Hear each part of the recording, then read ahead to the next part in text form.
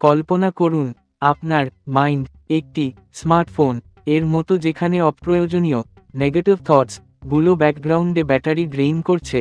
কিন্তু এই mental clutter পরিষ্কার করার সমাধান লুকিয়ে আছে প্রাচীন ধর্মীয় দর্শন এবং আধুনিক বিজ্ঞানের এক অনন্য মেলবন্ধনে।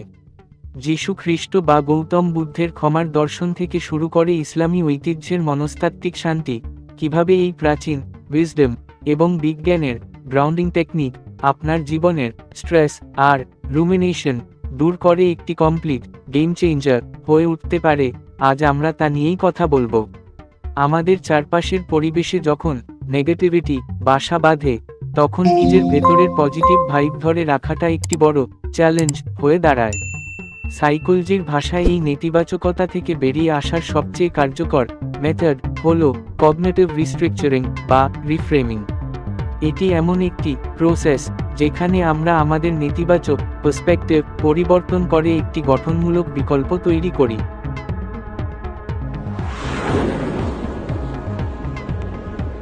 এই পরিবর্তনের যাত্রায় মাইন্ডফুলনেস সবচেয়ে গুরুত্বপূর্ণ রোল প্লে করে। মাইন্ডফুলনেস আমাদের শেখায় কিভাবে বর্তমান মুহূর্তে সচেতন থেকে নিজের ইমোশন গুলোকে কোনো জাজমেন্ট ছাড়াই পর্যবেক্ষণ করতে হয়। আমরা প্রায়ই রুমিনেশন এর শিকার হই, যেখানে পুরনো কোনো ব্যর্থতা বা দুঃখের চিন্তা আমাদের মস্তিষ্কে লুপের মতো ঘুরতে থাকে। এই চক্র ভাঙার জন্য গ্রাউন্ডিং একটি চমৎকার টেকনিক। এটি আমাদের ইন্দ্রিয়গুলোকে বর্তমান পরিস্থিতির সাথে কানেক্ট করে দেয়, ফলে অবান্তর নেতিবাচক চিন্তাগুলো সহজেই বন্ধ হয়ে যায়। মজার বিষয় হল, আধুনিক বিজ্ঞানের এই কনসেপ্ট গুলোর সাথে প্রাচীন ধর্মীয় বা স্পিরিচুয়াল শিক্ষার এক গভীর কানেকশন খুঁজে পাওয়া যায়। যেমন ইসলাম ধর্মে অ্যাঙ্গার ম্যানেজমেন্ট এর জন্য পোস্চার পরিবর্তন করা বা নির্দিষ্ট শব্দ পাঠ করার যে গাইডলাইন দেওয়া হয়েছে, তা মূলত ব্যক্তির অ্যাটেনশন অন্যদিকে সরিয়ে নেওয়ার একটি শক্তিশালী টুল। একইভাবে গৌতম বুদ্ধের দর্শনে মৈত্রী ভাবনার মাধ্যমে নেতিবাচকতাকে জয় করার কথা বলা হয়েছে। যদি কেউ আপনাকে অপমান করে বা আপনার বিরুদ্ধে কুৎসা রটায়, তবে তার অতীতের ভালো কাজগুলো স্মরণ করার যে টেকনিক, তা মূলত মনের ভেতরের ঘৃণা দূর করার একটি আধ্যাত্মিক রিফ্রেমিং।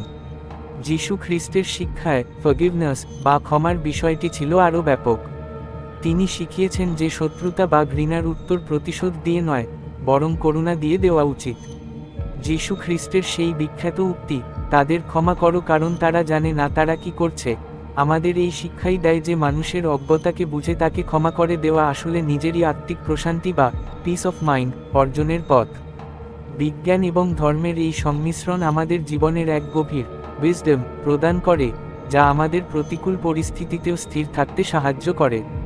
বন্ধুরা, আজকের এই আলোচনাটি যদি আপনাদের জীবনে সামান্যতম পজিটিভ ইম্প্যাক্ট তৈরি করে থাকে, তবে ভিডিওটিতে একটি লাইক দিতে ভুলবেন না। আমাদের চ্যানেলের এরকম আরও ইনফরমেটিভ এবং লাইফ চেঞ্জিং কন্টেন্ট পেতে সাবস্ক্রাইব বাটনে ক্লিক করুন এবং বেল বাটনটি বাজিয়ে দিন যাতে কোনো আপডেট মিস না হয়। আর আপনার বন্ধুদের সাথে এই ভিডিওটি শেয়ার করে তাদেরও নেতিবাচকতা থেকে বেরিয়ে আসার উপায়গুলো জানতে সাহায্য করুন। দেখা হবে পরবর্তী ভিডিওতে।